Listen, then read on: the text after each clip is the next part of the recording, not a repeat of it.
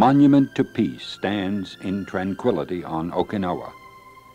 It symbolizes the wishes of a Japanese admiral who penned these words in a cave on the island just before his death near the close of World War II. We urge you to pray for a lasting peace.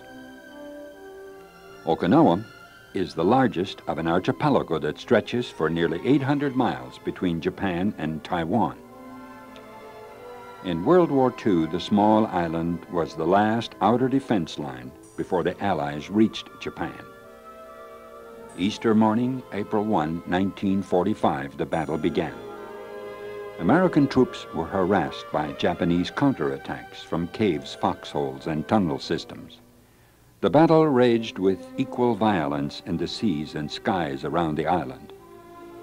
The 80-day siege claimed 12,000 American and 110,000 Japanese and Okinawan soldiers. More than 62,000 island civilians died, unable to find safety within caves and tombs. A few miles from the shores of Okinawa is the tiny island of Ieshima. Here, the beloved war correspondent Ernie Pyle was killed during the fierce battle for control of the island's vital airfield. It was also on Okinawa that a young Seventh-day Adventist medic stayed on the battlefield to reclaim 75 wounded servicemen and lower them down an escarpment to medical aid. For such heroism, Desmond Doss was presented the Congressional Medal of Honor by President Harry S. Truman, the only non-combatant soldier ever to receive such an honor. 23 years later, Doss visited Okinawa. With an Okinawan pastor at his side, he stood near the escarpment and pointed to the rugged countryside where God had spared his life so many times.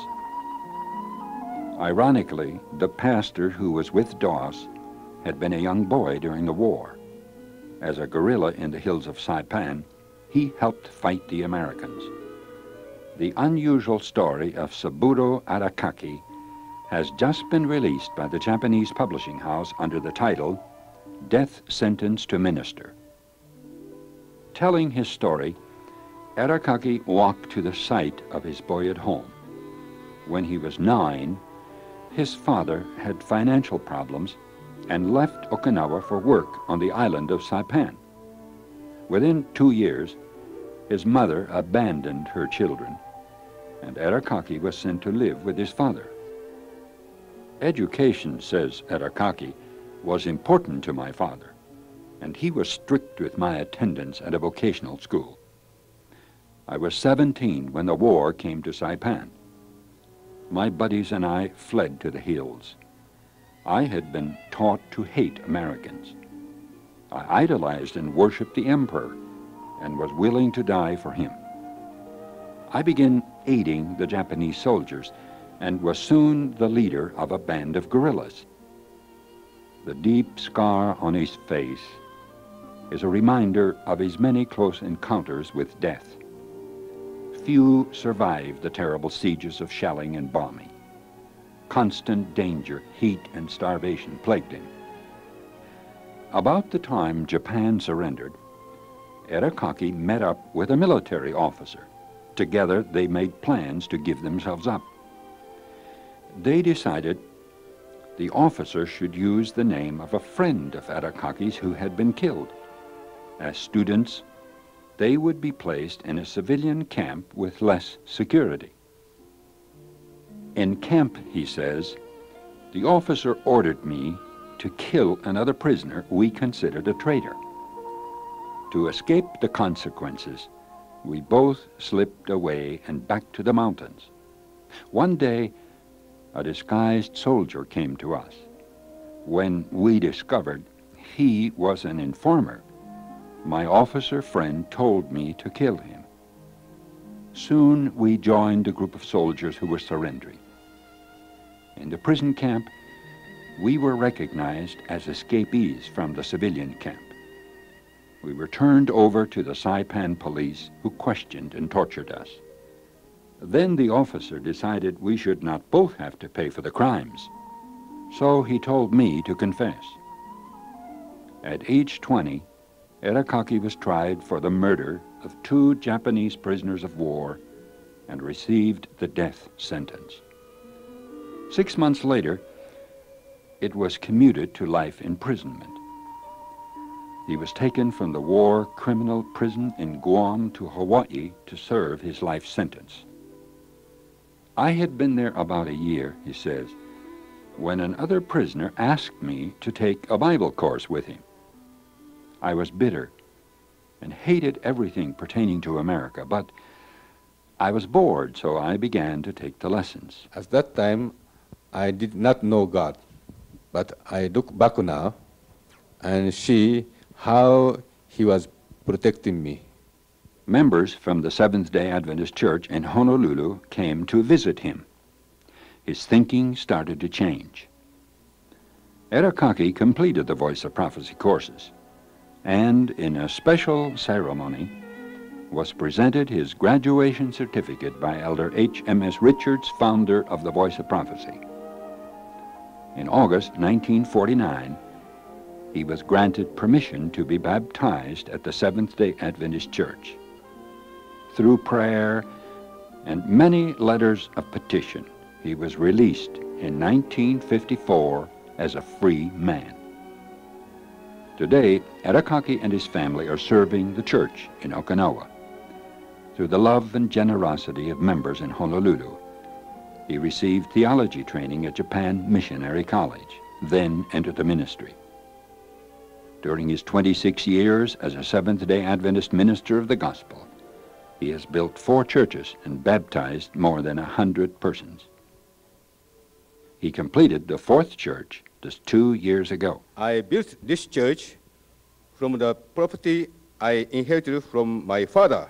Pastor Arakaki's record is a significant accomplishment in an Oriental culture.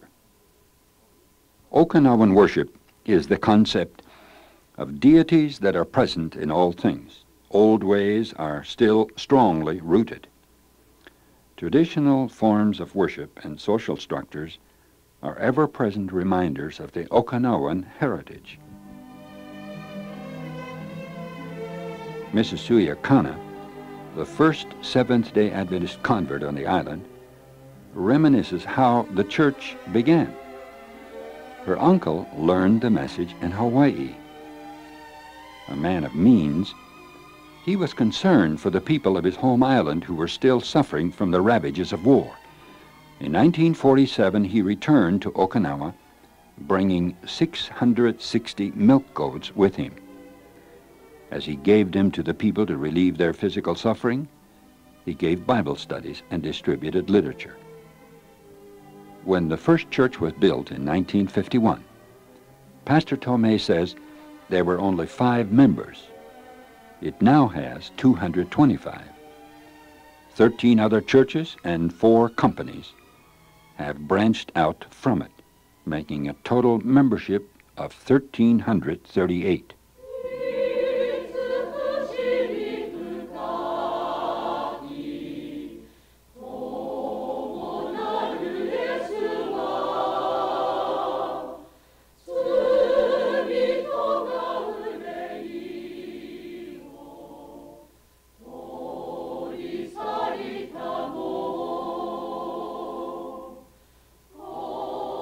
The educational program was first started in 1953 with an elementary school of 10 students. This has grown to 137 children in grades 1 to 6. Medical services were also established in 1953. The 22-bed Adventist Medical Center is well known throughout the entire island and is often referred to as the American Hospital. The heavy patient load now requires 3 physicians and 3 dentists. Between 5,000 and 6,000 outpatients a month are served. 65% of the medical needs involve dermatology care. The in-service section, staffed with 24 nurses besides the physicians, has the latest equipment for major surgery and obstetrical care. and the laboratory is capable of handling routine procedures including bacteriology. Regular stop smoking plans are held at the medical center as a community service. The week closes with a special meal that introduces vegetarian cookery with emphasis given to the need for nutritious foods. Cities and towns throughout the island have risen from the ashes and ravages of the war.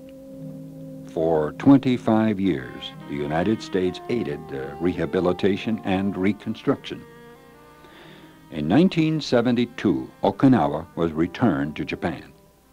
But the United States still maintains 40,000 military men with many Air Force and Marine bases.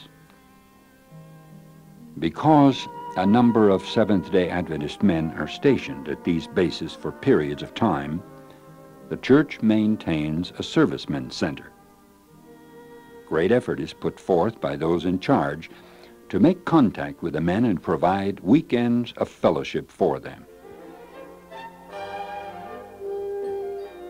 Attention this quarter is drawn to the mission school for junior high students located in the northern highlands of Okinawa. For 14 years, the school has been operating in this new location with many temporary buildings.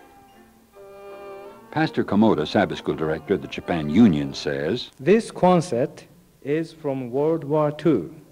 This is one of the first buildings on this campus.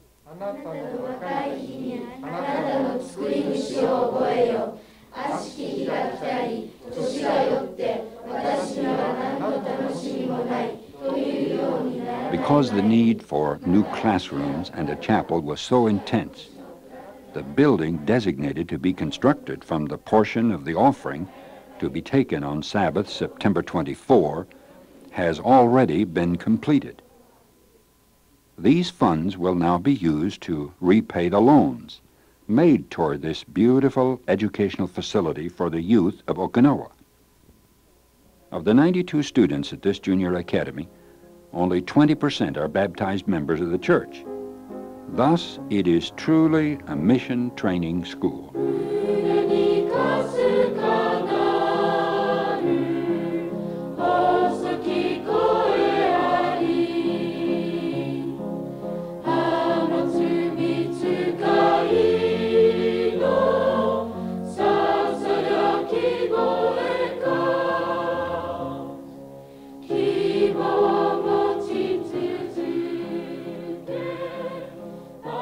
Your liberality this quarter to help supply some of the needs in the Far Eastern Division will be deeply appreciated. This is Mission Spotlight.